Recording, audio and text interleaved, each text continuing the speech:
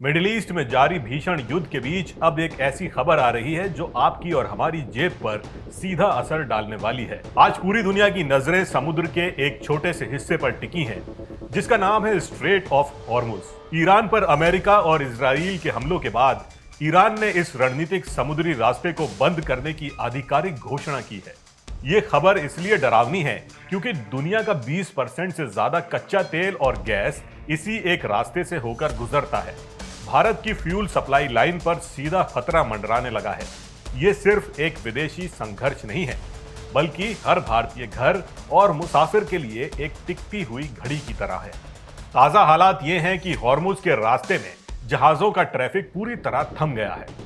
Iran की revolutionary guards की चेतावनी के बाद कई विशाल तेल टैंकरों ने या तो बीच समुद्र में लंगर डाल दिया है या वो बीच रास्ते से ही यू टर्न ले रहे हैं। जब जहाजों की आवाजाही रुकती है तो सबसे पहले असर पड़ता है फ्रेट रेट्स पर और बीमा की लागत पर। युद्ध के खतरे को देखते हुए इंश्योरेंस कंपनियों ने प्रीमियम इतना बढ़ा दिया है कि ईंधन ढोने का खर्च आसमान छूने लगा है। वैश्विक बाजारों में इस उथल पुथल का असर दिखने लगा है। ब्रेंट क्रूड की कीमतें 10% उछलकर $80 प्रति बैरल तक पहुंच गई हैं, जबकि यूरोपीय गैस की कीमतों में 40% से ज्यादा का भारी उछाल आया है। सऊदी अरब की रास तनूरा रिफाइनरी और कतर के प्रमुख LNG प्लांट पर हुए हमलों के कारण उत्पादन ठप हो गया है। भारत जैसे देश के लिए जो अपनी 90% LPG और आधा कच्चा तेल खाड़ी देशों से मंगवाता है, ये सप्लाई चेन का टूटना एक बहुत बड़ा झटका है। मौजूदा आंकड़ों के अनुसार भारत के पास अब बहुत सीमित स्टॉक बचा है। हमारे पास केवल 18 दिनों का कच्चा तेल, लगभग 21 दिनों का पेट्रोल डीजल और महज 12 दिनों की गैस का भंडार रह गया है। अगर ये तनाव एक हफ्ता भी और खिंचता है तो देश की रफ्तार पर ब्रेक लग सकता है। हालात को देखते हुए भारत सरकार अब इमरजेंसी मोड में आ गई है। घटते भंडार को बचाने के लिए कड़े कदम उठाए जा रहे हैं, जिसमें पेट्रोल और डीजल के निर्यात पर रोक लगाना शामिल है, ताकि देश की जरूरतों को प्राथमिकता दी जा सके। अगर हॉर्मुज की खाड़ी से सप्लाई बहाल नहीं होती तो आने वाले दिनों में LPG की राशनिंग की नौबत भी आ सकती है।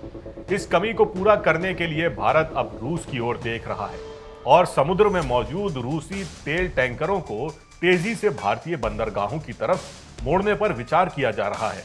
पेट्रोलियम मंत्री हरदीप पुरी ने भरोसा दिलाया है कि सरकार हर मिनट स्थिति पर नजर बनाए हुए है, लेकिन हकीकत काफी गंभीर है।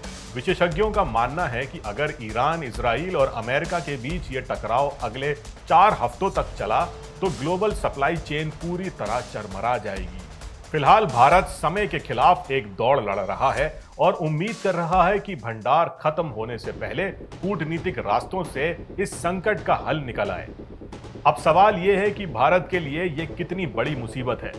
भारत अपनी जरूरत का आधे से ज्यादा कच्चा तेल खाड़ी देशों से मंगवाता है और वो सारा तेल इसी हॉर्मुज के रास्ते से आता है। अगर ये रास्ता बंद रहता है तो भारत को मिलने वाली सप्लाई न केवल महंगी होगी बल्कि बाधित भी हो सकती है। इसका सीधा असर आपके शहर के पेट्रोल पंप और रसोई गैस यानी LPG की कीमतों पर पड़ेगा। ये सिर्फ 2 देशों की जंग नहीं रह गई है, बल्कि अब ये एक वैश्विक एनर्जी संकट बनता जा रहा है। कुल मिलाकर 2 मार्च 2026 की ये स्थिति वैश्विक ऊर्जा बाजार के लिए एक रेड अलर्ट है। जहाज रुके हुए हैं, कीमतें बढ़ रही हैं और अनिश्चितता का माहौल है। ऐसे में यह देखना होगा कि वैश्विक शक्तियां इस समुद्री मार्ग को सुरक्षित रखने के लिए क्या कदम उठाती हैं।